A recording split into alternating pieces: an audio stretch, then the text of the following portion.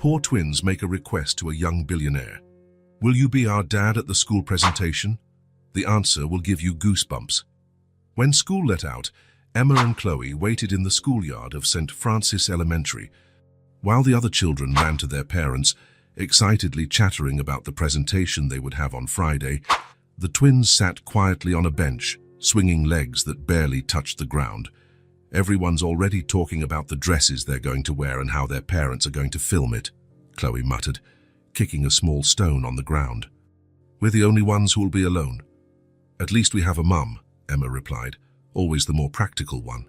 Even if she can't come, Chloe pouted. But Tommy's mum doesn't even work, and his dad is taking the day off just to see him sing, and he's not even a good singer. The two fell silent, remembering that morning's conversation. Their mother, Sophie, had found the note about the family day presentation and explained, with tears in her eyes, that she couldn't miss her shift at the diner on Friday. It was the busiest day of the week, and she was already hanging on by a thread after having to miss a day when Emma got sick last month. That's when the twins noticed a shiny black car parking across the street. A young man in a dark, well-tailored suit got out of the vehicle. He glanced at his watch, impatient, and took out his phone. "Look at that man," Chloe nudged her sister. "He looks important." Emma watched the stranger with curiosity. "Do you think he's someone's dad?" "No," Chloe answered thoughtfully. "I've never seen him before." The man began to pace back and forth on the sidewalk, talking on the phone, looking a bit lost or late. Chloe suddenly stood up from the bench. "Let's go talk to him." "What, why?" Emma asked, startled by her sister's suggestion. "I don't know," Chloe shrugged, already determined. "I just have a feeling." "Mom told us not to talk to strangers," Emma reminded her, hesitating. "We're just going to ask if he's lost," Chloe replied, already pulling her sister by the hand. "Come on."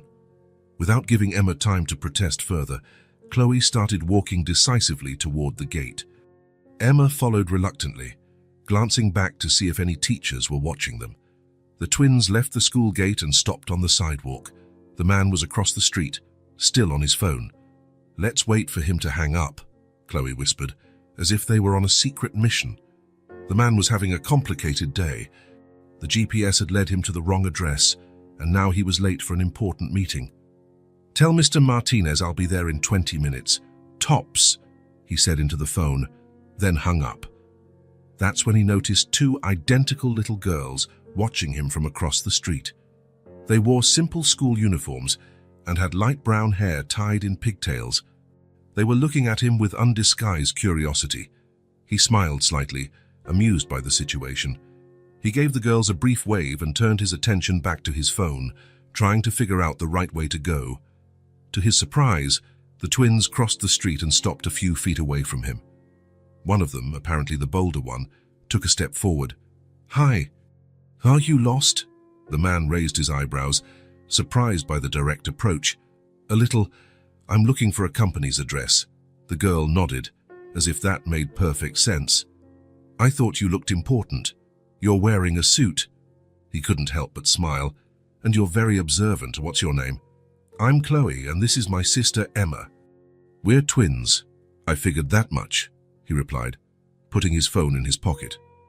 There was something about these girls that intrigued him. Perhaps the confidence with which they approached a stranger, or the contrast between their expressions, one shy, the other fearless. "And what's your name?" Chloe asked, looking him directly in the eye.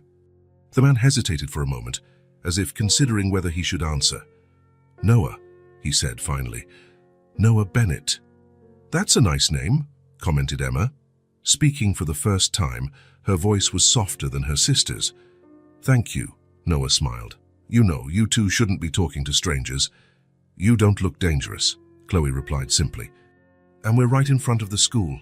Everyone can see us." Noah glanced around, noticing a few adults watching the scene with attention. He made sure to keep a respectful distance from the children. "We have a presentation at school on Friday," Chloe continued, changing the subject abruptly. "We're going to sing and show drawings of our family." "That sounds very nice," Noah replied, playing along. "Our mom can't go," Emma explained, looking down at her shoes. "She has to work to pay the bills." Noah felt a pang in his chest at the girl's frankness. I'm sorry to hear that. Everyone is bringing their parents, Chloe added, her voice revealing her sadness. We're the only ones who will be alone on stage. We only have our mom, Emma continued, but she has 2 jobs.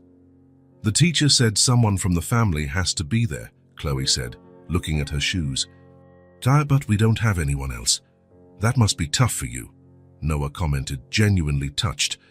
It's worse at the presentations, Emma said quietly, when everyone has someone watching and clapping for them.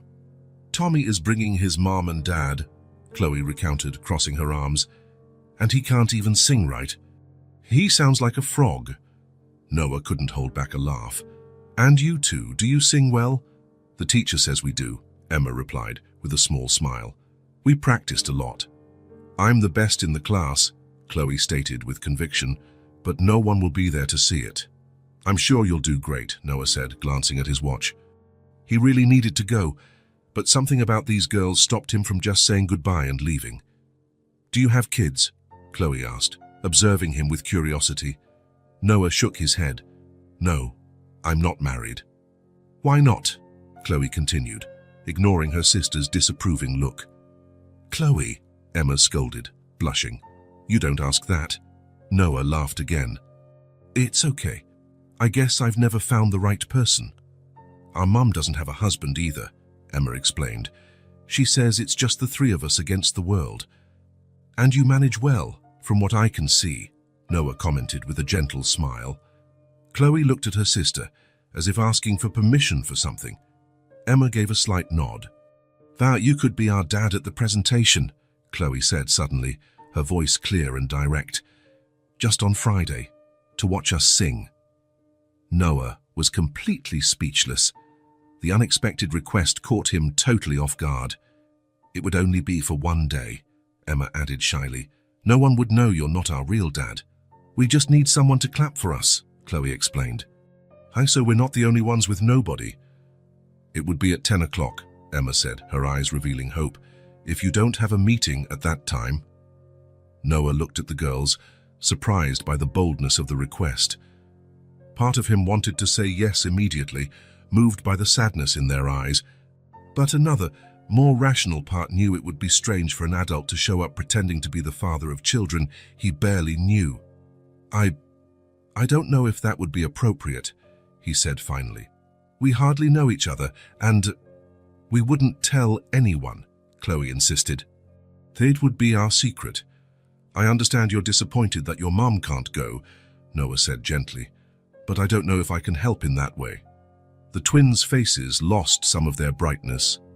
Chloe lowered her head, trying to hide her disappointment. It's okay, Emma said with a small smile. It was just an idea. A silly idea, Chloe muttered. It's not silly, Noah hurried to say, touched by their sadness. It's just complicated. We understand, Emma replied, pulling her sister by the hand. Sorry to bother you. You didn't bother me, Noah assured them. It was a pleasure meeting you. We have to go, Chloe said, her voice less cheerful than before. The teacher will get worried. Of course, Noah nodded. Good luck with the presentation. I'm sure you'll do great. The twins waved a brief goodbye and started to walk away. After a few steps, Chloe stopped and turned around. It's at St. Francis Elementary, she said, pointing to the building behind them. Friday, 10 o'clock. In case you change your mind. Before Noah could respond, the girls had already crossed the street and were entering the school gate. He watched them until they disappeared into the yard. His phone rang, bringing him back to reality. It was his assistant wanting to know why he hadn't arrived at the meeting yet. I'm on my way, Noah replied, getting into his car. As he drove, he couldn't get the encounter with the twins out of his head. There was something about them that had touched him deeply. The request for him to pretend to be their father for a day was absurd. Of course, he barely knew them. He had no obligation to them. And yet, the thought of them being alone on stage, while all the other children had their parents in the audience, bothered him more than he wanted to admit. St. Francis Elementary, he muttered to himself. Friday, 10 o'clock. On Friday, the auditorium of St. Francis Elementary was packed with eager parents, some with cameras, others with flowers to give their children after the show. Backstage, the children were getting ready, adjusting their clothes and rehearsing their lines one last time. Amid the hustle and bustle, the twins stood quietly in a corner, already resigned to the fact that they would be the only ones without anyone in the audience. "Do you think he'll come?" Emma asked, as she straightened the bow on her sister's dress. Chloe shrugged, trying to seem indifferent. "Of course not. He didn't even say he would." "But he didn't say he wouldn't either," Emma argued, ever the optimist. "He's an important man," Chloe replied. "He must have more important things to do than pretend to be the dad of 2 girls he doesn't even know." "It was a silly idea," Emma sighed. "It was," Chloe agreed, although her eyes revealed she still held a small glimmer of hope. The teacher began to call the children into formation. "Kindergarten class, you're next. Remember to smile." The twins stood side by side, holding their drawings. As the curtain opened, their eyes immediately scanned the audience, more out of habit than hope. The rows were filled with smiling parents, some with cameras, others waving excitedly to their children. Several children proudly pointed to their parents in the audience. The twins felt that familiar pang of sadness, seeing all the seats occupied by complete families, while they had no one. And then, almost at the back of the auditorium, leaning against the wall as if he had arrived too late to get a seat, they saw him. Noah Bennett was there, wearing a dark suit, watching the stage intently. When his eyes met the twins, he smiled and gave a discreet wave. Emma's and Chloe's faces lit up simultaneously. The surprise and joy were so intense that for a moment they forgot where they were. They squeezed each other's hands, barely able to contain their excitement. "He came," whispered Emma, without taking her eyes off Noah. "I knew it," Chloe replied, though her tone of voice betrayed that she was also surprised. The show began. One by one, the children showed their drawings and sang little songs about family. When it was the twins' turn, they stepped forward to the center of the stage with a confidence they hadn't felt moments before. "This is a drawing of our family," Chloe announced, showing the colorful paper. "It's me, my sister Emma, and our mum. Our mum works very hard to take care of us," Emma added, her voice surprisingly firm. "She couldn't be here today, but we know she loves us very much." The twins then began to sing a song about family. Their sweet, in-tune voices filled the auditorium. Throughout the performance, their eyes constantly sought out Noah at the back of the room. He smiled and watched them attentively, as if he really were the proud father they had asked him to pretend to be. When they finished, the auditorium erupted in applause. Noah clapped more enthusiastically than anyone, and the twins could have sworn they saw a glint of emotion in his eyes. At the end of the presentation, while the other children ran to hug their parents, Emma and Chloe came down from the stage and walked shyly over to Noah. "You really came," Chloe said, her eyes shining. "You were incredible," Noah replied, genuinely impressed. "You sing very well." "Thank you for coming," said Emma, more reserved, but just as happy. "No one has ever—" She didn't complete the sentence, but she didn't have to. Noah understood what she meant. "It was my pleasure," he replied, feeling an unexpected emotion. "You invited me, and I couldn't miss it." "The other kids thought you were our real dad," Chloe recounted proudly. "We didn't say you weren't." Noah felt a lump in his throat. How could 2 children he barely knew affect him so much? "It's okay," he said, smiling. "Our secret." The twins smiled back, and in that moment, something shifted inside Noah. Maybe it was their innocence, or the way they looked at him with admiration, or simply the fact that they had trusted him, a complete stranger, to fill, even for a few hours, a void in their lives. "Shais, you were great," he repeated, not quite sure what else to say. "Truly. Thanks for being our dad today," Chloe said, with that disarming frankness that seemed to be her trademark. Noah nodded, not trusting his voice to reply. "We have to go now," Emma explained. "The teacher is calling everyone back to the classroom." "Of course," Noah replied, composing himself. It was very nice meeting you." The twins waved one last time and walked away, hand in hand as always. Noah watched them, until they disappeared into the crowd of happy families. Something had changed in him, a desire he never knew he had. The desire to protect, to care for, to be part of these children's lives was now present. As he left the school, Noah already knew that this encounter had touched his heart in a way he hadn't expected.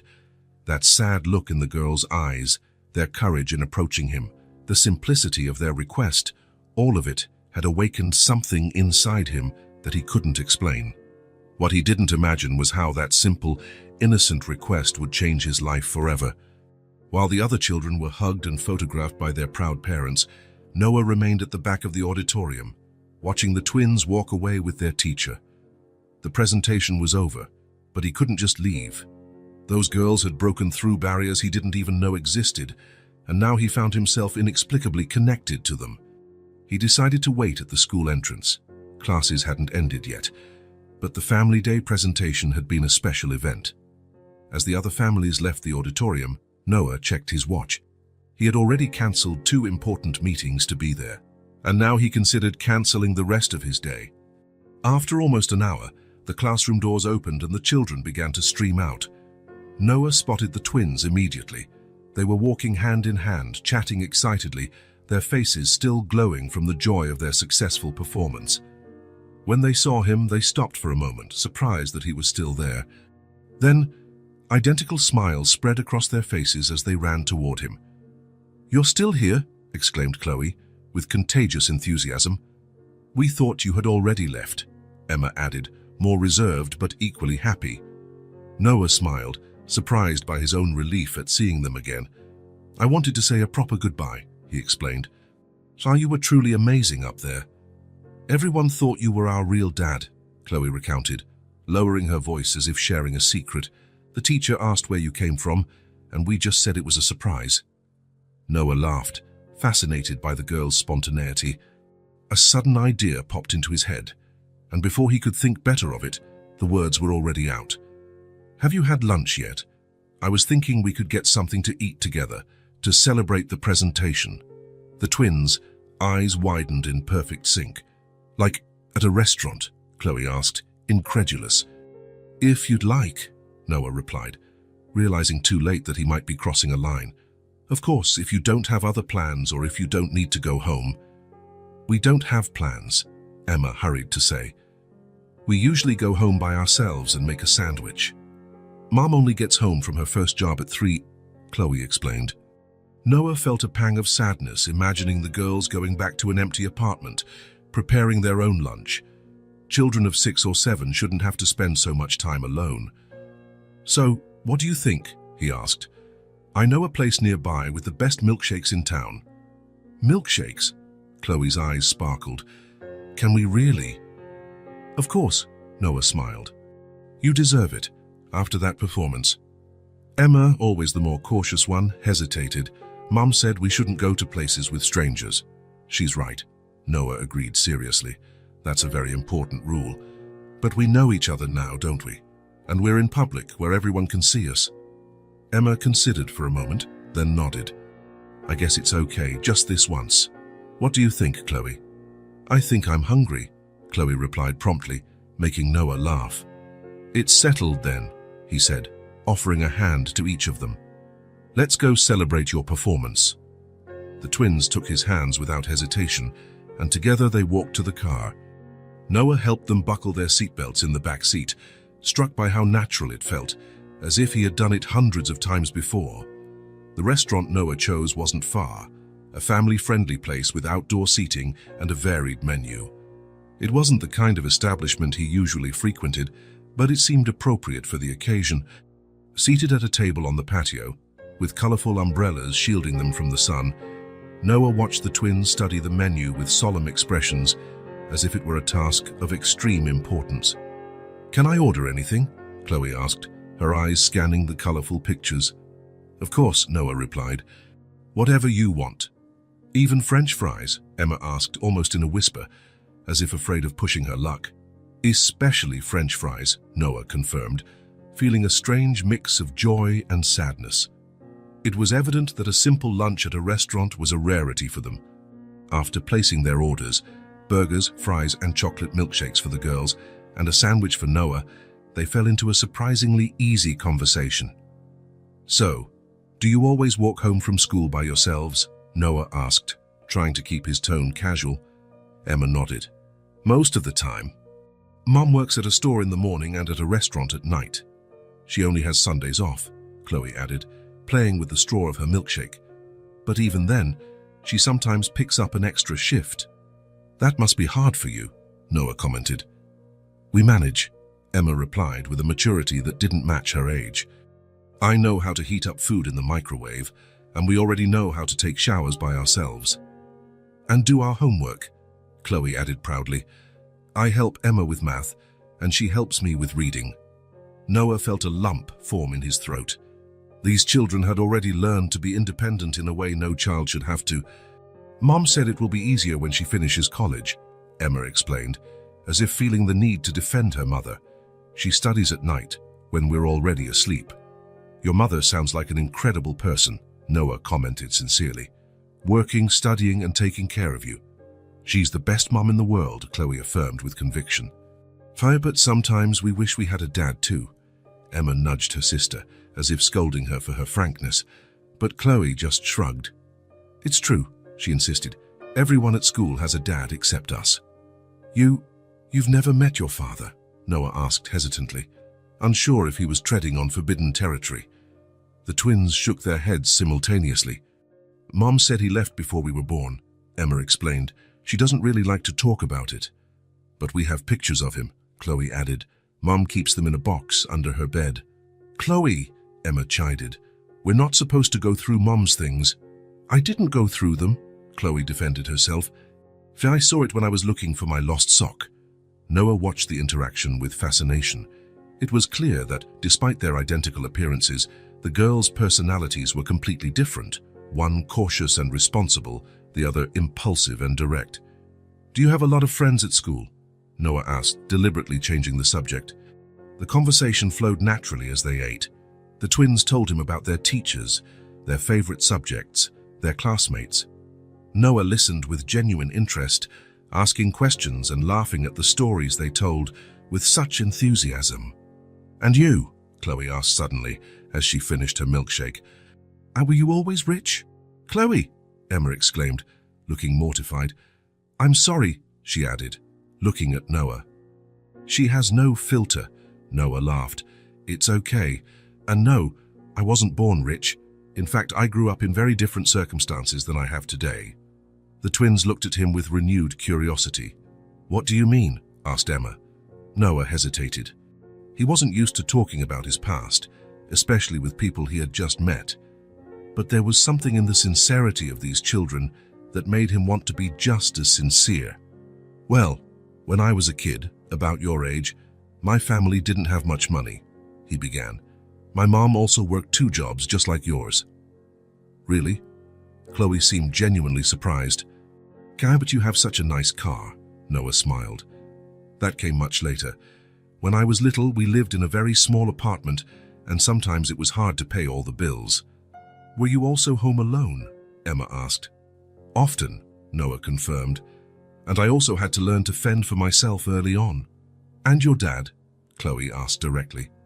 "Did he leave like ours did?" Noah felt a pang as he remembered his father. Not exactly. He was physically present, but he had problems. He drank a lot, and he wasn't a very responsible person. The twins watched him with absolute attention, as if every word was important. "But how did you get rich?" Chloe wanted to know. Noah laughed at the frankness of the question. "I studied a lot. I got a scholarship to college, and then I worked hard. I had some good ideas and a little bit of luck too." "See, Emma?" Chloe nudged her sister. "Mom is right. If we study, we can be rich one day too." "It's not just about money," Noah added gently. "It's about doing something you love, and that makes a difference." When they finished eating, Noah realized he had spent almost 2 hours talking with the girls. Time had flown by in a way it rarely did during his business lunches. "I think it's time to take you home," he said, looking at his watch. A brief look of disappointment crossed the twins' faces, but they nodded understandingly. "That was the best lunch of my life," Chloe declared solemnly, making Noah smile. "Mine too," he replied, surprised by the sincerity of the statement. On the way to the car, Noah made an impulsive decision. If you tell me the address, I can drive you home. Here it's safer than you going back alone. The girls exchanged glances as if consulting each other silently. Mom only gets home at 3, Emma remembered, but I think it's okay. Apartment 302, Oakwood Apartments, Maple Street, Chloe recited promptly. During the short drive to the apartment, Noah found himself thinking about how the day had taken a completely unexpected turn. What had started as an impulsive act of kindness, attending the school presentation of 2 girls he barely knew, had turned into something more significant. The Oakwood Apartments was a modest 4-story building, without an elevator, in a simpler part of the city. Noah parked the car and accompanied the twins to the 3rd floor. "This is it," announced Emma, stopping in front of door 302. She took out a key attached to a lanyard hidden under her uniform shirt. "Do you want to come in?" Chloe invited, as Emma unlocked the door. "We can show you our drawings." Noah hesitated. Entering the apartment of 2 children without a parent present seemed inappropriate. On the other hand, leaving them alone also worried him. "Just for a moment," he finally decided, "until I'm sure you'll be okay." The apartment was small but surprisingly cozy. A combined living room and kitchen, 2 small bedrooms visible through ajar doors, and a bookshelf filled with books that took up almost an entire wall. There were plants on the windowsills and children's drawings taped to the refrigerator. The place exuded simplicity but also care and effort. "Mom made that bookshelf," Emma explained proudly, noticing Noah's gaze. "She likes to fix things, and those are our plants." Chloe pointed to the small pots on the windowsill. "We take care of them every day." Noah was about to comment on the apartment when he heard the sound of keys at the door. The twins turned, surprised. "It's Mom!" exclaimed Emma. "She never gets home this early." The door opened, and a young woman entered carrying a grocery bag. She looked tired, but smiled when she saw her daughters, until she noticed Noah standing in her living room. The smile vanished instantly, replaced by an expression of shock. The bag slipped from her hands, scattering apples across the floor. "Girls, who is—" she began, but her voice failed as she looked directly at Noah. "Mom, this is Noah," Chloe explained excitedly, seemingly oblivious to the sudden tension. "He came to our presentation today. And then he took us to lunch," Emma added. "We had burgers and milkshakes." Sophie Bennett remained motionless, her face now as pale as paper. Her eyes, identical to her daughter's, were fixed on Noah, a mixture of recognition and poorly concealed panic. "A pleasure to meet you," Noah said, extending his hand automatically, even as he sensed something strange was happening. "The girls invited me in. I hope you don't mind." "Your face looks familiar," he added, trying to understand why the woman in front of him seemed so disturbed by his presence. Sophie swallowed hard, forcing a tense smile as she bent down to pick up the scattered apples. "You must be confusing me with someone else," she replied quickly, avoiding his gaze. "We've never met before." But there was something in the way she said it, an underlying tension, almost a tremor in her voice, that made Noah doubt it immediately. He knew this woman from somewhere. He was sure of it. But where? "Mom, Noah grew up without much money too, just like us," Chloe exclaimed, oblivious to the palpable tension between the adults. "And now he's rich and has an amazing car." "Chloe, Emma, why don't you go change your clothes?" Sophie suggested, finally looking at her daughters. "I need to talk to Mr. Bennett." The girls looked like they were about to protest, but something in their mother's tone made them obey without question. Reluctantly, they headed to their room, casting curious glances over their shoulders before closing the door. When they were finally alone, the silence between Noah and Sophie was almost palpable. He watched her more closely, the light brown hair tied in a simple bun, the tired but still intensely green eyes identical to her daughter's. "Guys, I really feel like I know you from somewhere," Noah insisted gently. Sophie took a deep breath as if gathering courage. Her eyes finally met his, and in that moment, Noah felt something, a connection, a memory trying to surface. "You should leave," she said, her voice a bit firmer now. "And please, don't come back." The girls don't need false hope in their lives. False hope, Noah repeated, confused. I just came to their presentation and brought them home safely. And why would you do that? Sophie questioned, crossing her arms defensively. Why would a man like you be interested in two children you barely know? The question caught him off guard. Why, indeed? What had motivated him to attend the presentation, to invite them to lunch, to bring them home? They asked me to, he replied simply, because it was the truth. They wanted someone in the audience, and I couldn't say no. For an instant, Sophie's expression softened, as if she understood exactly what he meant. Her daughters had that effect on people, the ability to break down barriers with their disarming sincerity. But then, as quickly as it appeared, the softness was gone, replaced by determination. I appreciate what you did, she said, opening the door in an obvious invitation for him to leave. But it would be better for everyone if this doesn't happen again. Noah felt a strange reluctance to leave, as if he were leaving something important behind. But he respected her wish, heading for the door. They are extraordinary children, he said, pausing in the doorway. You must be very proud. For a moment, Sophie looked like she was about to say something more. There was a visible struggle in her eyes, as if she were debating some important decision internally.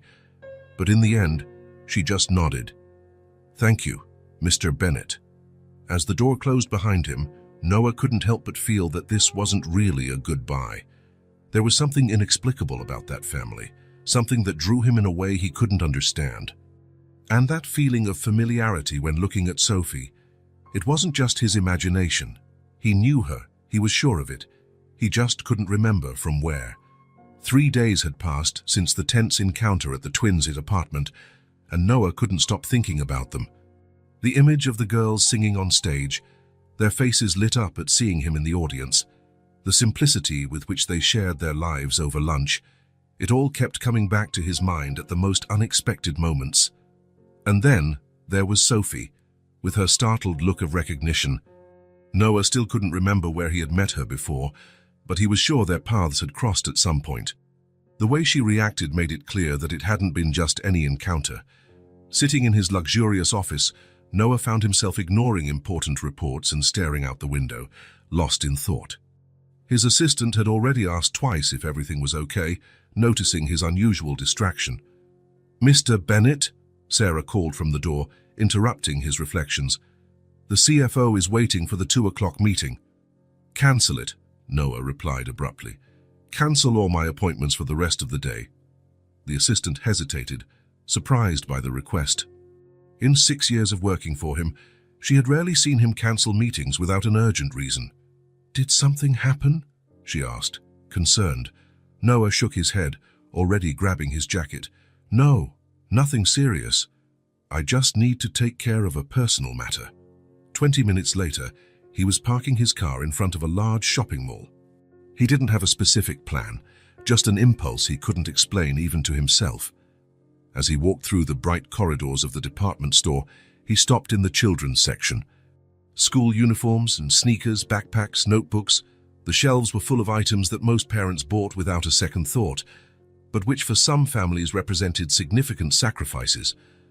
Noah remembered Emma's casual comment during lunch about how they had to save everything, even colored pencils, to make them last the whole year. Without hesitation, he began to select items, 2 complete sets of uniforms for each girl, new backpacks, notebooks, pencil cases filled with colored pencils, and sneakers, comfortable and good quality, not the cheapest ones on the shelf. He remembered how the girls had mentioned they liked to draw, so he added pads of special paper and a watercolor paint set. When he got to the checkout, the cashier looked at the amount of purchases with curiosity. Twins? She asked, smiling as she scanned the duplicate items. Noah nodded, surprised at how the idea didn't seem strange. Yes, 2 girls. They're lucky, the woman commented, looking at the quality of the items he had chosen. They're going to love these, especially these watercolors. My daughter has a similar set. Noah paid without paying attention to the total amount, a sum that was insignificant to him, but probably represented a full month's salary for Sophie. With his arms full of bags, he drove to the Oakwood apartments. With every block he got closer, He questioned his decision. Sophie had made it clear she didn't want to see him again. Was he overstepping boundaries, invading the life of a family he barely knew? But then he remembered the look in the twins' eyes when they mentioned having to save school supplies, the visibly faded and too small uniforms, and he decided to go ahead. In the worst-case scenario, Sophie would refuse the things, and he would donate them to a charity. He climbed the 3 flights of stairs and stopped in front of door 302. He took a deep breath and rang the doorbell. It was the twins who answered, their identical faces lighting up instantly upon seeing him. "Noah!" they exclaimed in unison, Chloe immediately throwing herself into his arms for a hug while Emma smiled more shyly. "You came back," Chloe continued, practically jumping with excitement. "Mom said you weren't going to come anymore." "Chloe," Emma gently chided her, always more mindful of social graces. "He brought a bunch of bags." Noah smiled, genuinely happy with the warm welcome. "I brought a few things for you. May I come in?" "Of course." Chloe pulled him by the hand, while Emma looked hesitantly toward the inside of the apartment. "Mom's in the shower," she explained. "She just got home from work." "Even better," Noah commented, stepping inside and placing the bags on the floor of the small living room. "I want to surprise all 3 of you." The twins' eyes widened when they saw the number of packages. "Is all this for us?" Chloe asked, incredulous. "So open them and see," Noah encouraged, feeling a wave of satisfaction at their excitement. He didn't have to say it twice. The girls began to explore the bags with enthusiasm, taking out each item with almost reverent care. Their eyes grew wider with each discovery. "Look, Emma," Chloe exclaimed, holding up one of the new uniforms. "It's the right size."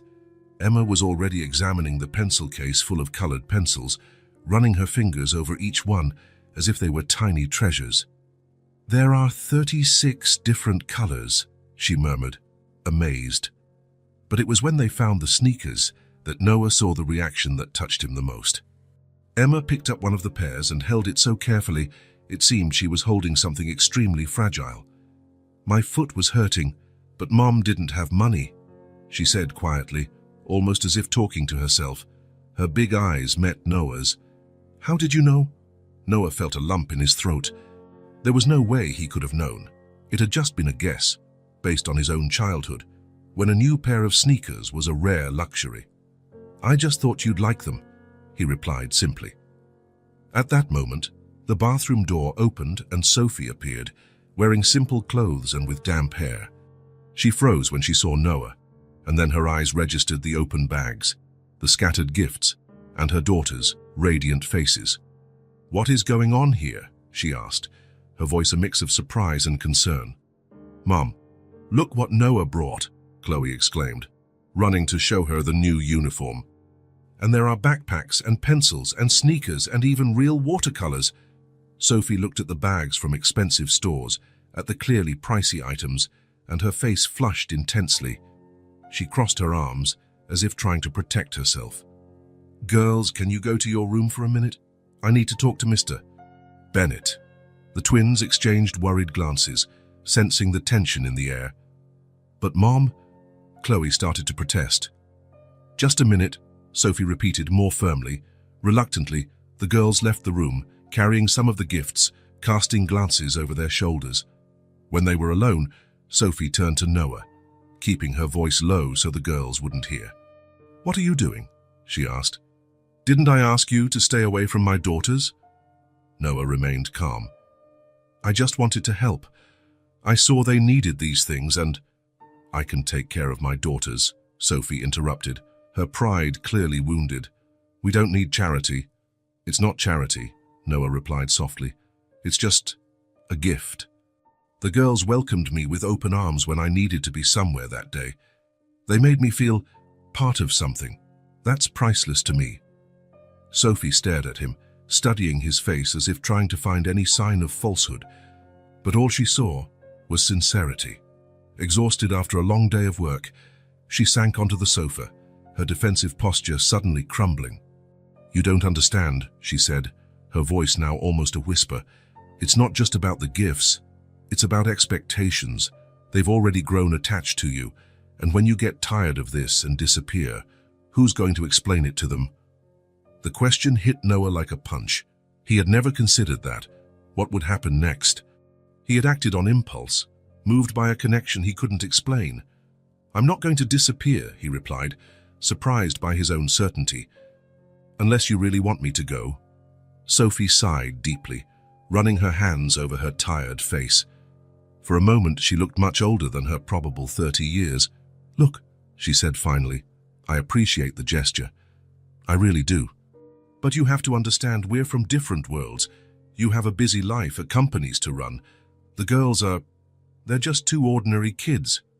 "Not to me," Noah replied, surprising himself again with the firmness in his voice. "I can't explain it, but since I met them something has changed. I feel like I need to be here." Sophie looked at him for a long time, a clear internal struggle visible in her eyes. "The sneakers were really necessary," she finally admitted, her voice low and a little embarrassed. "I was saving up, but the refrigerator broke last month and—" "You don't have to explain," Noah interrupted gently. "I grew up in a house where every penny was carefully counted. I know what it's like." Something in Sophie's face changed when she heard that, curiosity, perhaps even surprise. "You told the girls that too," she commented, "that you didn't grow up with money." Noah nodded. "It's true. What I have today, I built from scratch. And I understand your pride, Sophie. My mother was just like you. She'd rather work herself to exhaustion than accept help." A small smile, the first genuine one she had given him, briefly appeared on Sophie's lips. "Thank you," she said finally, her voice almost a whisper, "for the gifts. The girls really needed them." Noah felt a wave of relief. "Can I call them back?" "I think they were in the middle of a great discovery when you showed up." Sophie hesitated, then nodded. "Emma, Chloe, you can come back," she called out. The girls reappeared instantly, as if they had been waiting with their ears pressed to the door, which was probably the case. "Can we keep everything, Mom?" Chloe asked hopefully. Sophie looked at her daughters' expectant faces, and then at Noah. "Yes," she replied softly. "And what should we say to Mr. Bennett?" "Thank you," the twins exclaimed in unison, running to hug Noah, who was surprised by the strength of the feeling that washed over him as he felt their small arms around him. "How about you try on the uniforms?" he suggested, too emotional to say anything else. The girls needed no other encouragement. They ran to their room carrying the packages, leaving Noah and Sophie alone again. "They like you," Sophie commented, watching him closely. "And I like them," Noah replied simply. "I know it seems strange. We barely know each other." "But I understand," Sophie interrupted him, surprising him. "They have that effect on people. They always have." A comfortable silence settled between them, broken only by the excited sounds coming from the girls' room. "If you ever need anything," Noah said finally, "I want you to know you can count on me. Not just material things, anything." Sophie studied him for a long moment, as if trying to solve a complicated puzzle. "Why?" she asked finally. "Why do you care so much?" It was a question for which Noah had no clear answer. How could he explain a connection that he himself didn't fully understand? "I don't know," he answered honestly. "Faisa, I just know it's important for me to be here for you all." The twins reappeared then, wearing the new uniforms, twirling to show how good they looked. Noah noticed that the quality fabric fit perfectly, replacing the worn, too small clothes they had worn before. "It's perfect," Chloe exclaimed, admiring herself. "And so comfortable," Emma added, running her hands over the soft fabric. Noah smiled, feeling a satisfaction he rarely experienced in his professional life, even after closing the most profitable deals. In the following weeks, an unexpected routine was established. Noah began to visit the small apartment 2 or 3 times a week, always bringing something, sometimes just ice cream or a new book, other times more necessary items he noticed were missing. Sophie initially maintained a cautious distance, always polite but reserved. However, little by little, the barriers began to fall. She started to accept his presence, perhaps realizing the genuine joy he brought to the girls. On a Saturday afternoon, Noah sat on the living room floor with the twins, drawing with the watercolors he had brought. They had spread out newspapers to protect the floor, and the three of them were completely absorbed in the activity. "Look, Noah, I drew you," Chloe announced, showing a colorful drawing where a tall figure in a suit held the hands of two identical girls. "That's amazing," Noah praised, genuinely impressed with the girl's talent. "You have a future as an artist." "I want to be a doctor," Chloe replied promptly. "But I'll draw in my spare time." "And you, Emma?" Noah asked, noticing that the other twin was focused on a more detailed drawing of a large house with a garden. "I don't know yet," she answered thoughtfully. "Maybe an architect. I like to draw houses." Noah smiled, observing how different they were in their aspirations, despite their identical appearance. He was about to suggest they paint something together when he noticed a movement at Sophie's bedroom door. She was standing there, watching the scene silently. There was something in her gaze, a mix of complex emotions, concern, guilt, but also, for the first time, something that looked like hope. Her eyes met Noah's, and for a brief moment, a silent communication passed between them. It was as if she was finally seeing something in him that reassured her, perhaps the genuine affection he felt for the girls, the absence of any ulterior motive. Sophie quickly looked away, returning to her room, but Noah had seen enough to understand that something had changed. A barrier had fallen. Later, after the twins had gone to bed, Sophie walked him to the door. "They've never had a male figure in their lives," she said softly. "They're getting attached to you very quickly." "That worries you," Noah observed. "Not as a question, but a statement."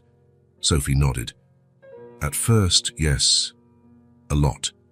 But now," she hesitated, as if carefully weighing her next words. "Now I'm starting to think it might be good for them." "I'm glad to hear that," Noah replied, feeling a relief he didn't know he was waiting for. "They are incredible kids, Sophie. You've done an amazing job raising them on your own." A soft blush colored Sophie's cheeks. "Thank you," she murmured. "And thank you for everything you've been doing. Not just the material things, Gahan, but for being present."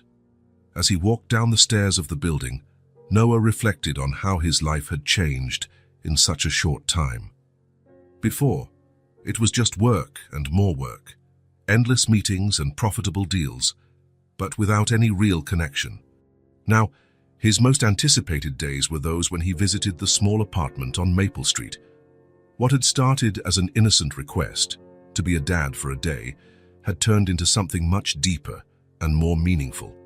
Sophie closed the door and leaned against it, taking a deep breath. She walked silently to the twins' room and stood watching them sleep, their identical little faces relaxed and peaceful. In the last few days, she had noticed a change in them. They were happier, more confident. The new uniforms and school supplies had done wonders for their self-esteem. But it was more than that. It was Noah's constant presence, the genuine interest he showed in their small achievements and dreams. Sophie sat on the edge of the bed, a lump forming in her throat. A dilemma that had tormented her for years was now taking on new dimensions. The truth she kept hidden weighed more and more heavily on her chest. "Should I tell him?" she whispered to herself, gently stroking Emma's hair. "Does he have the right to know?" The fear of what could happen paralyzed her. What if he became furious that she had hidden the truth for so long? What if he wanted to take the girls from her, or worse, what if, after knowing, he lost interest and disappeared completely? But there was also another possibility, one that was beginning to seem less and less unlikely. What if he was really different from what she feared? What if he really cared about the girls as much as he seemed to? Sophie wiped away a silent tear. The most difficult decision of her life was approaching, and she knew she couldn't postpone it for much longer. The clock showed almost 9 o'clock when Noah arrived at the twins' small apartment. It wasn't his usual visiting time. He usually came earlier, to have time to play with the girls before dinner. But today Sophie had called, asking him to come after the children were asleep. There was something in her voice, a tension, a restrained urgency that had worried him all day. He knocked softly on the door, trying not to make too much noise. Sophie answered almost immediately, as if she had been waiting near the entrance. Her eyes looked tired, with small shadows underneath that he had never noticed before. "Thanks for coming," she said quietly, stepping aside for him to enter. The girls just fell asleep. Did something happen? Noah asked, keeping his voice equally low. You sounded worried on the phone. Sophie didn't answer right away. She closed the door carefully and gestured toward the small kitchen. Can we talk in there? I don't want to wake them. Noah nodded, following her to the cramped but impeccably organized kitchen. The round table that occupied the center of the space barely fit 4 chairs. Sophie indicated for him to sit and took the chair opposite him. Her fingers drummed nervously on the table's surface. Want some coffee? She offered, clearly procrastinating whatever she needed to say. I'm fine, thank you, Noah replied gently. Sophie, what's going on? You're making me worried. She took a deep breath as if gathering courage. Her eyes, so similar to her daughter's, met his for a moment, then shifted to her own hands. I need to tell you something, she began, her voice almost a whisper. Something I should have told you a long time ago. Noah felt a sudden apprehension. In the last 2 months, since meeting the twins, he had become a constant presence in their lives. He visited them regularly, helped with homework, took them to the park on weekends. Sophie had become more receptive to his presence, though she always maintained a certain reserve. Now it seemed he would finally understand why. Does it have to do with that feeling that we've met before? He asked, remembering the strange familiarity he felt when he first saw her. Sophie nodded, lightly biting her lower lip. I've never been good at hiding things, she said with a sad smile. And every time you look at the girls, every time you play with them or help them with something, the guilt just grows. Guilt, Noah repeated, confused. Sophie, what are you talking about? She closed her eyes for a moment, as if making a final decision. When she opened them again, there was a determination there that wasn't present before. We have met, she said finally, her voice trembling but firm. I was a waitress at that party. It was just one night. I didn't know who you were. After I found out I was pregnant, I didn't know how to find you. The words hung in the air between them, laden with an almost tangible weight. Noah felt as if time had frozen. His mind raced, trying to process what he had just heard, trying to fit together the pieces of a puzzle he didn't even know he was trying to solve. What party? He asked automatically, still in shock. The grand opening of the Wellington Hotel, Sophie replied, her eyes now fixed on his. Almost 7 years ago, I was working as a temp waitress, needed the money for college. You were there, celebrating some kind of business deal. Slowly, the memory began to surface.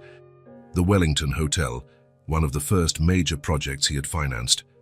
The opening party had been extravagant, with champagne flowing freely and the city's elite all present. He had drunk more than usual, celebrating the success of the venture. You were wearing a black uniform, he murmured, the memory coming back now. Hair tied up, different from the curls you have now. Sophie nodded, a tear silently trickling down her cheek. You bumped into me near the restroom, she continued. I dropped a tray of glasses. You offered to pay for it, said you wouldn't tell anyone. We started talking, and we ended up in my hotel room, Noah completed, the memory now crystal clear.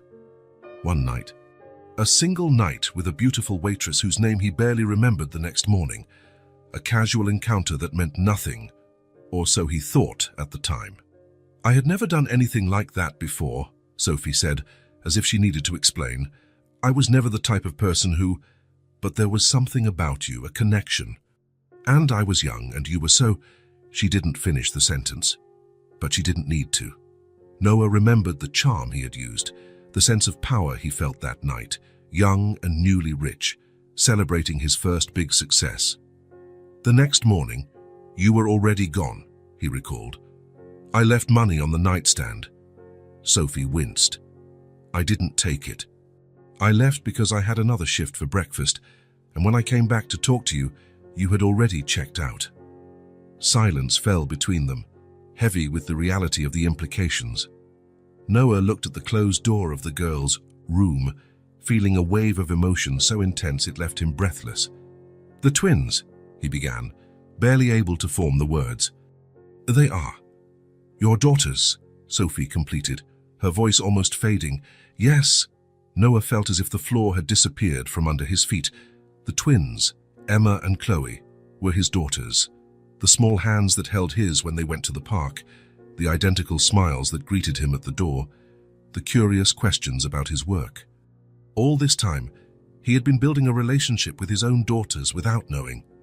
"Why didn't you look for me?" he asked, his voice hoarse with emotion. "I tried," Sophie replied, the tears now flowing freely.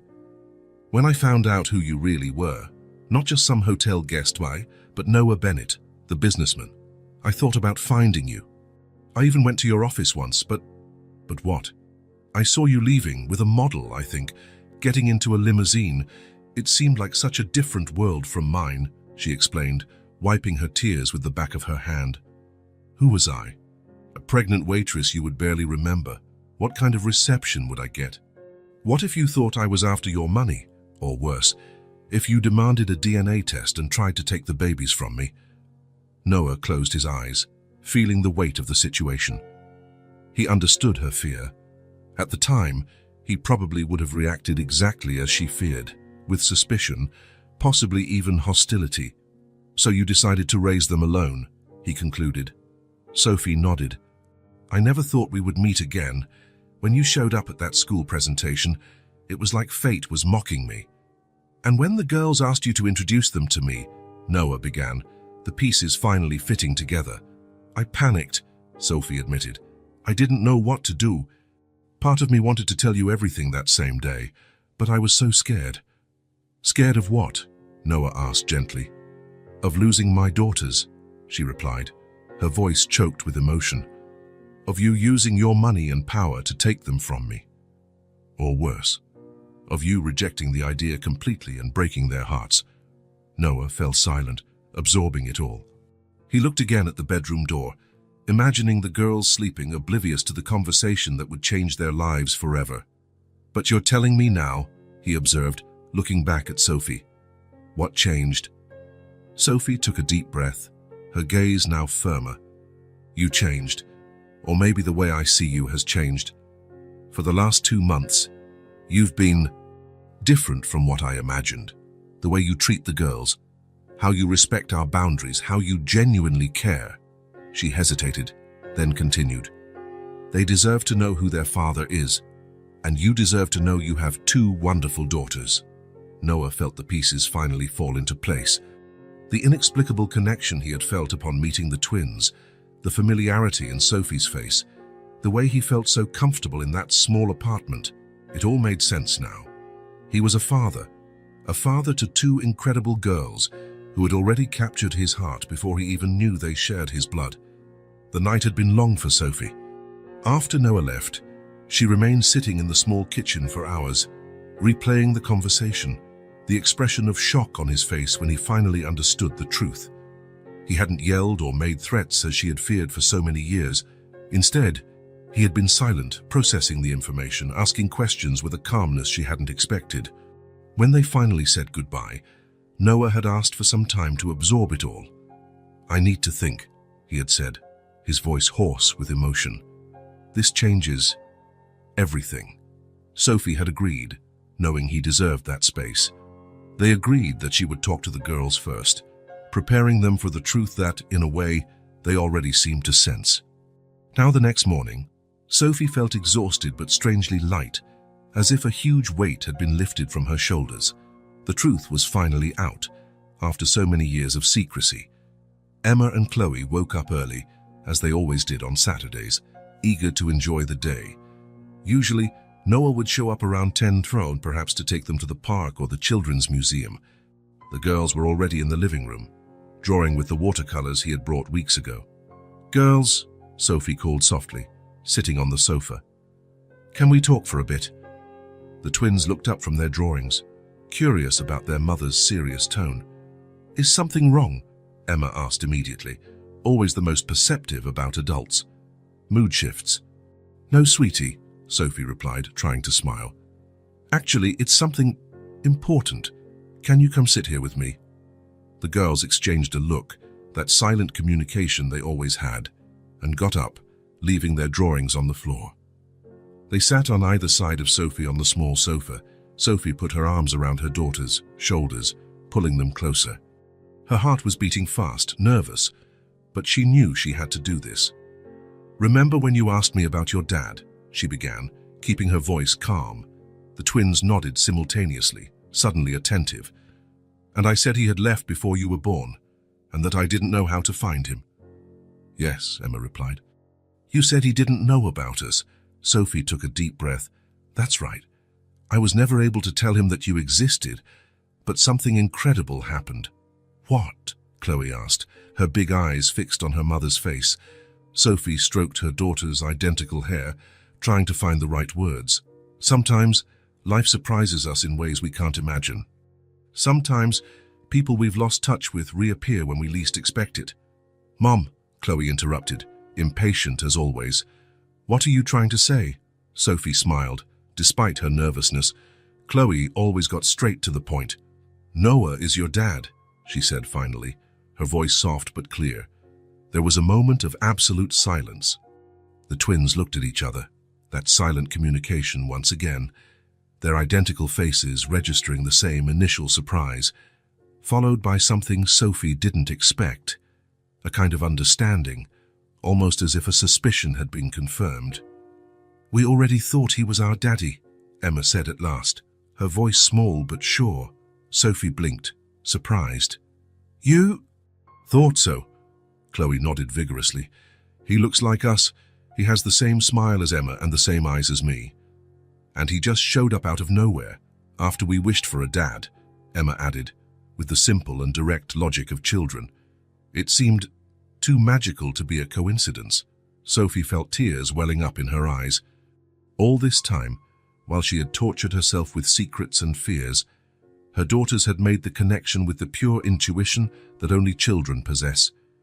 "But you said you didn't know where our dad was," Chloe remembered, frowning in confusion. "And I didn't," Sophie confirmed. "It was truly a coincidence that he showed up at your school that day. I had no way of knowing he would be there, or that you would find him. So it really was magic," Chloe concluded with conviction. Sophie smiled through her tears. "Maybe it was. Sometimes life works in mysterious ways." "Why didn't you tell us sooner?" Emma asked, always the more practical one. "When he started visiting us," Sophie sighed. "I was scared," she admitted honestly. "Scared of how he would react, scared that he might be angry with me for not telling him sooner." "And was he angry?" Chloe asked, her big eyes revealing a hint of concern. "No," Sophie replied, remembering Noah's restrained reaction the night before. "He was surprised at, of course, but not angry." "Is he still going to come back?" Emma asked, the real worry now emerging. Sophie hugged them both tighter. "Of course he will. He just needs a little time to take in the news. Imagine what it's like to suddenly find out you have 2 wonderful daughters." "When is he coming?" Chloe wanted to know, already excited by the prospect. "Soon," Sophie promised, hoping she was right. "He just needs a little time." The girls seemed satisfied with the explanation, although Sophie could see they had 1,000 questions. They spent the rest of the morning talking about Noah, about how he had entered their lives, about all the clues the twins thought they had noticed that indicated their relationship. Sophie listened in amazement at their perspective, realizing that, in many ways, her daughters had understood the situation better than she had herself. The following days were filled with anxious waiting. Sophie had tried calling Noah once, but it went to voicemail. She decided to respect the space he had asked for, though each day of silence increased her worry. The girls asked about him every morning before school and every night before bed. "Is he coming today?" became a constant question, to which Sophie could only reply with maybe or soon, feeling her own heart ache with uncertainty. 3 days turned into 4, and then 5. There was no news from Noah. Sophie alternated between worry and anger. Had she been wrong? Had he, confronted with the reality of fatherhood, decided to simply disappear? On the morning of the 6th day, Emma asked the question that hurt the most. "Mommy, does Noah not want to be our dad anymore?" Sophie felt her heart break, seeing the sadness in her daughter's eyes. "That's not it, honey. I'm sure that's not it." "Then why hasn't he come?" Chloe insisted. "He hasn't even called. Sometimes adults need more time to understand things," Sophie tried to explain, although she herself was beginning to have doubts.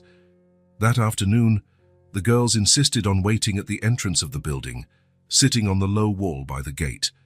"What if he comes today?" Chloe argued. "How we want to be the first to see him." Sophie didn't have the heart to say no. She allowed them to stay there, visible from the kitchen window, watching every passing car with renewed hope.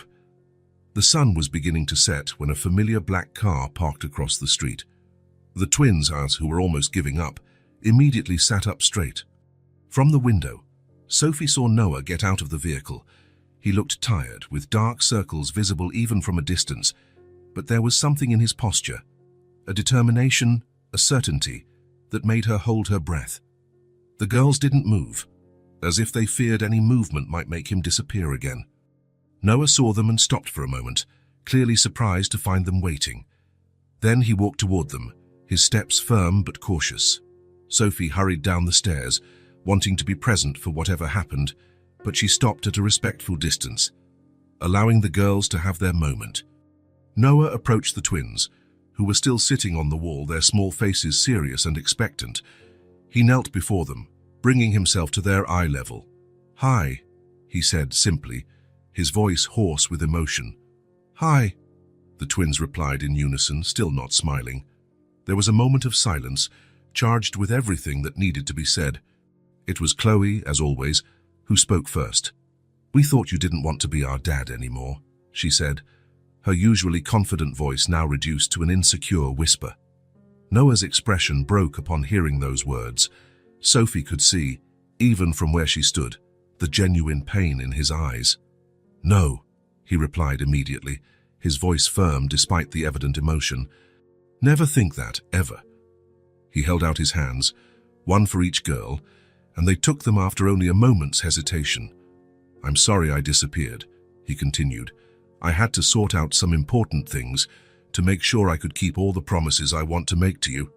"What things?" Emma asked, always the pragmatist. Noah smiled, a gentle smile that transformed his tired face. "Grown-up stuff. Work, mostly. I had to reorganize a lot of things, to have more free time." "Time for what?" Chloe wanted to know. "Time for you," Noah replied simply. "Time to be a dad." The twins exchanged glances, that silent communication they always had. Sophie could see hope slowly returning to their faces. Noah took a deep breath, still holding the girls' hands. "I want you to know something, and I want you to never forget it, no matter what happens." The twins looked at him with absolute attention. "Nothing in the world will ever keep me away from you," he declared, his voice filled with an unshakable certainty. "I want to put you on my birth certificate.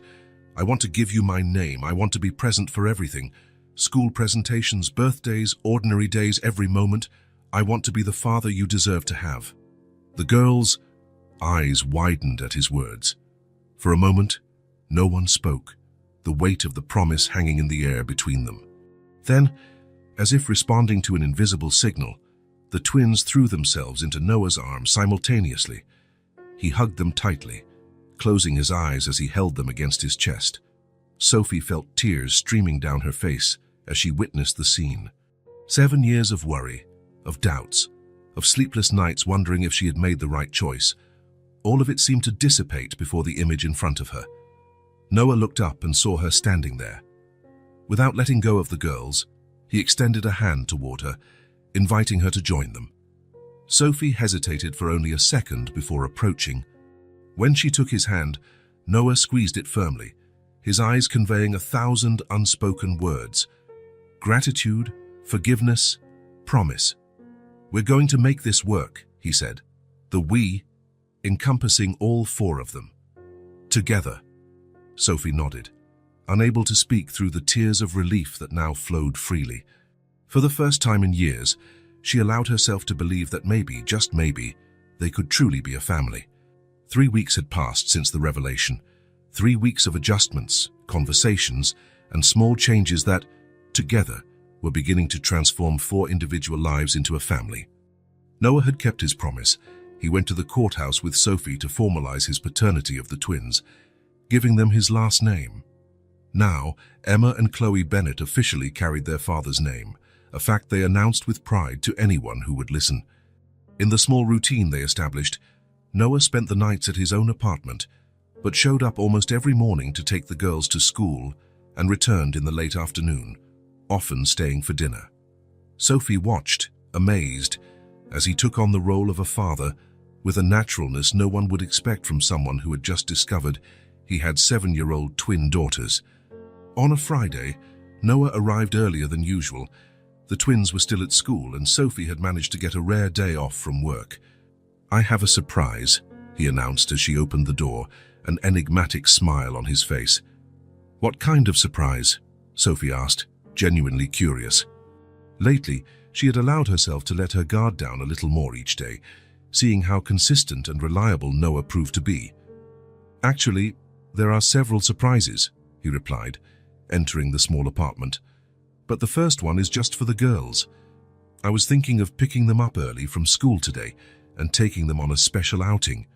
Just them and me."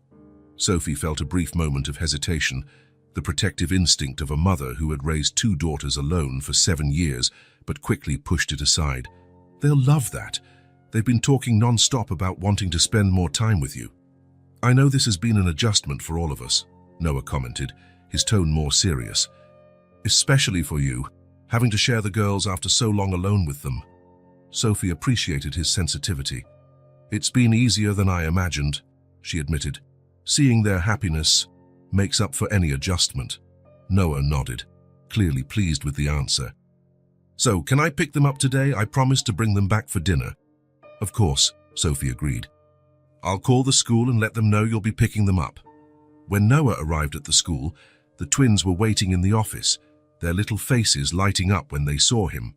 It was still a novelty for them, being picked up by their dad, being able to say, "My dad is picking me up today," like the other kids. "Where are we going?" Chloe asked immediately as they got into the car, always direct and curious. "It's a surprise," Noah replied, adjusting the rearview mirror so he could see their faces in the back seat. "Or rather, several surprises." "I love surprises," Chloe exclaimed, while Emma just smiled, her enthusiasm more restrained but equally visible in her sparkling eyes. "Is Mom coming too?" Emma asked, always concerned about including everyone. "Today is a special day just for the 3 of us," Noah explained gently. "Or to celebrate us officially being a family." The girls exchanged excited glances. Since Noah had signed the papers acknowledging his paternity, they carried a new kind of confidence, a security that came from finally having what so many other children had, a present father. Noah drove for about 20 minutes until they reached a large shopping mall. The twins looked up in awe at the high ceiling with sophisticated lighting and the colorful storefronts. "First stop," Noah announced, guiding them to a huge toy store, the kind that looks like a children's paradise, with themed sections and interactive displays. The twins' eyes widened as they entered, and it was very different from the small neighborhood toy stores they occasionally visited with Sophie, usually just to browse or buy a modest birthday present. "You can pick whatever you want," Noah said, smiling at their astonished expressions. "No limits today." "Anything?" Chloe asked, incredulous. "Anything," Noah confirmed. "We're setting up a new room for you, remember? We need proper toys for it." The girls looked at each other for a moment, as if consulting one another in their silent communication, and then set off in slightly different directions. Emma to the section with educational games and books, Chloe straight to the flashiest and most colorful toys. Noah followed them, watching with interest the distinct choices they made. Emma selected carefully, examining each item before deciding if she wanted it, while Chloe quickly accumulated a pile of things that caught her eye. "I don't think we can take all of this," Emma commented worriedly, looking at Chloe's growing collection. "Today you can," Noah assured her. "It's a special day." After nearly an hour, the girls had selected an impressive variety: board games, picture books, science kits, dolls, building blocks, and a dollhouse big enough for them to play with together. As the staff packed everything up, Noah led them to the next stop, an elegant children's boutique, with clothes that looked like they were straight out of a catalogue. "Now," he said, "we need new clothes to go with the new toys." The twins seemed almost intimidated as they entered the sophisticated store. A sales associate approached, smiling kindly. "Can we help you with anything specific today?" "We're looking for a complete wardrobe for my daughters," Noah replied, feeling a special warmth as he said, "my daughters," out loud. "Clothes for all occasions."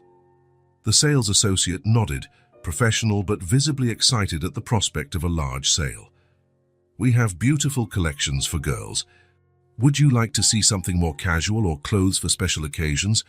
"Both," Noah answered, "and anything they like." Once again, the twins' different personalities emerged.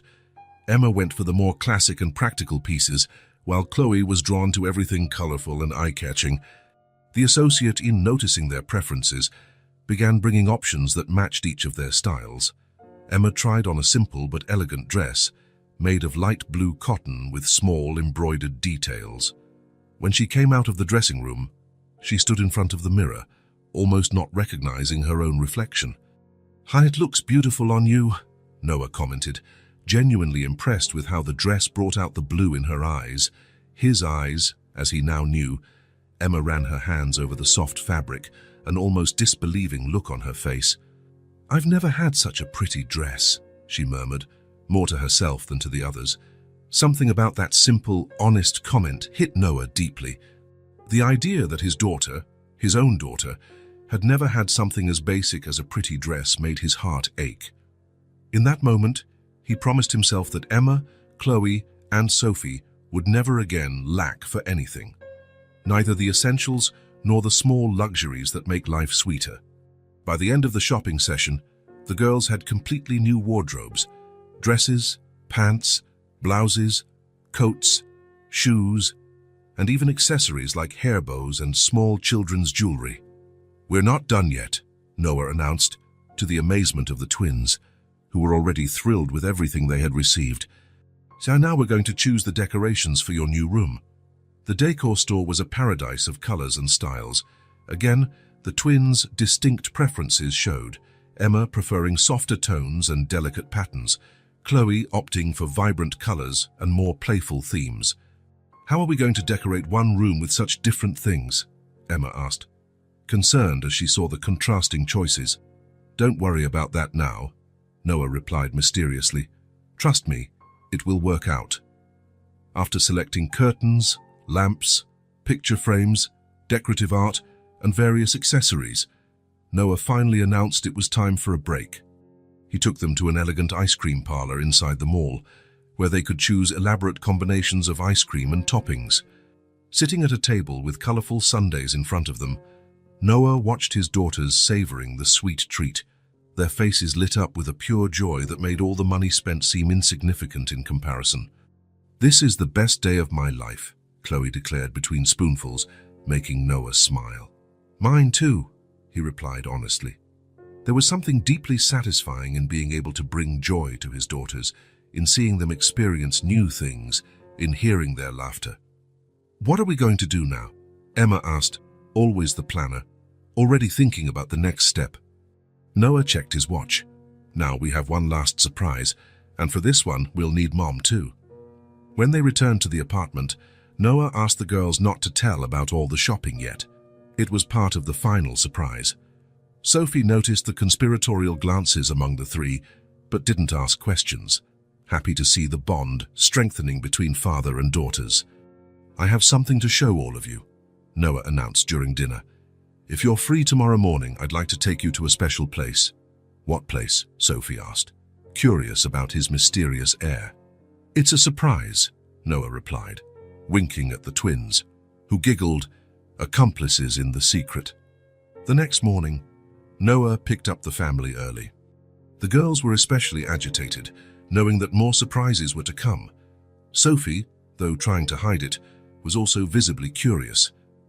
Noah drove for about 20 minutes, leaving the city center and heading towards a quiet residential neighborhood with tree-lined streets and spacious houses.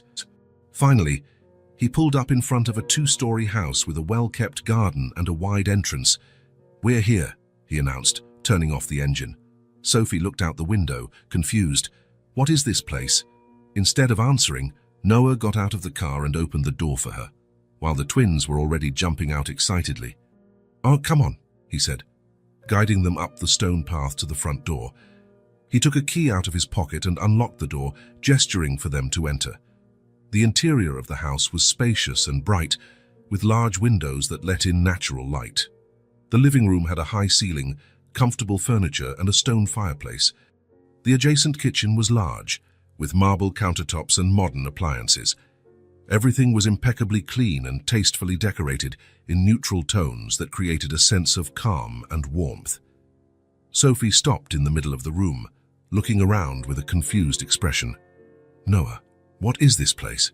He took a deep breath, suddenly nervous. "It's a house I bought. For us." Sophie was speechless, her eyes widening in shock. "I wanted you to have a real home," Noah continued, his voice soft. "A place with enough space for everyone, with a room for each of the girls, a yard where they can play, a kitchen where we can have meals together." "But," Sophie began, clearly overwhelmed by the surprise. "Goethe, come see the rest?" Noah interrupted her gently, not wanting to press for an immediate answer. He knew it was a big step, a huge change in their lives. The twins, oblivious to the tension between the adults, were already exploring excitedly, opening doors and checking every corner. "Look, there's a room just for me," Chloe shouted from somewhere upstairs. "And another one just for me," Emma's voice echoed, equally excited. Noah smiled, hearing their enthusiasm, then turned his attention back to Sophie, who still looked stunned. "I know it's a big surprise," he said softly. "And I want you to know there's no pressure. The house is for you, regardless of how we decide to move forward as a family." Sophie met his eyes, finally seeming to find her voice. "You bought a house for us," Noah nodded. "So the girls can have the space they deserve, so you don't have to work 2 jobs just to pay the rent, so we have a place to build memories together." "It's too much, Noah," Sophie whispered, visibly emotional. "We can't accept something like this." "Yes, you can," he insisted gently. "They are my daughters, Sophie. I want to give them everything they couldn't have for the past 7 years. Before Sophie could reply, they heard hurried footsteps on the stairs, and the twins appeared, their faces flushed with excitement. "Mommy!" "There's a huge backyard behind the house," Emma exclaimed. "And there's a perfect tree for a tree house," Chloe added. "Did you like it?" Noah asked, though the answer was clearly written on their radiant faces. "It's the best house in the world," Chloe declared with conviction. Emma, always more perceptive, looked at her mother, noticing her emotional expression. "You don't like it, Mommy." Sophie quickly composed herself, not wanting to diminish her daughter's joy. "It's beautiful, honey. I'm just surprised." "Are we going to live here?" Chloe asked directly, looking between the two adults. Noah left the question for Sophie to answer, not wanting to pressure her. Sophie took a deep breath, looking around once more, at the spacious and welcoming house, at Noah's hopeful face, at her daughter's shining eyes. Her every protective instinct wanted to refuse, to maintain her independence, not to accept something so grand. But there was also a new voice inside her, one that spoke of possibilities, of a future where her daughters would have everything they deserved, where she herself could finally breathe without the constant weight of financial worries. "I think so," she finally replied, her voice soft but firm. "If that's what everyone wants." The twins screamed with joy, jumping and hugging each other. Noah smiled, a visible relief washing over his face. "There's one more thing," he said, as the initial celebration subsided. "I want to show you something special, girls." He led them back upstairs, to a closed door they hadn't yet explored. "This is a special room," he explained, "for when you want to be together, instead of in your separate rooms." As he opened the door, it revealed a magical space, a large room decorated with a perfect combination of the contrasting styles the twins had chosen at the store. On one side, the soft tones and delicate patterns that Emma preferred. On the other, the vibrant colors and playful elements that Chloe loved. In the center, a common area where the styles blended harmoniously. All the purchases from the previous day, the toys, the decorative accessories were there, perfectly arranged. The dollhouse held a place of honor against one wall, and a bookshelf filled with books covered another. "It's our dream room," Emma exclaimed, running inside to explore. 2 weeks later, The move was complete. The small apartment on Maple Street had been exchanged for the spacious house in the tree-lined neighborhood. Sophie still worked, but only one job, with hours that allowed her to be home when the girls returned from school. It was in this new chapter of their lives that the first school event with Noah, officially as a father, took place. A science fair, where the twins would present a project on the water cycle, which they had prepared with his help.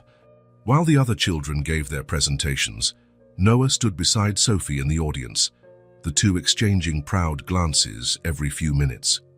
When it was the twins' turn, they stood confidently next to their colorful poster. "Our project is about the water cycle," Emma began, her voice clear and firm. "And our dad helped us build this model," Chloe added, pointing to the three-dimensional display that showed the process of evaporation and precipitation. The pride on their faces as they said, "Our dad," was evident to everyone. After the presentation, when they received warm applause, they ran directly to Noah, who hugged them tightly.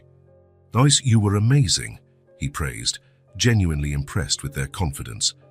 "It was thanks to your help," Emma replied, her arms still around his neck. As Chloe ran off to show something to a classmate, Emma lingered for a moment longer, hugged to her father. She leaned in and whispered in his ear, "Good thing we found you. Now you don't have to pretend to be our dad anymore. You're our daddy forever." Noah felt a lump in his throat, unable to respond with words. Instead, he just hugged her tighter, kissing the top of her head. Sophie watched the scene from a few steps away, her heart finally at peace. The path to get here hadn't been easy. Years of solitary struggle, of fears and doubts, followed by weeks of adaptation and change.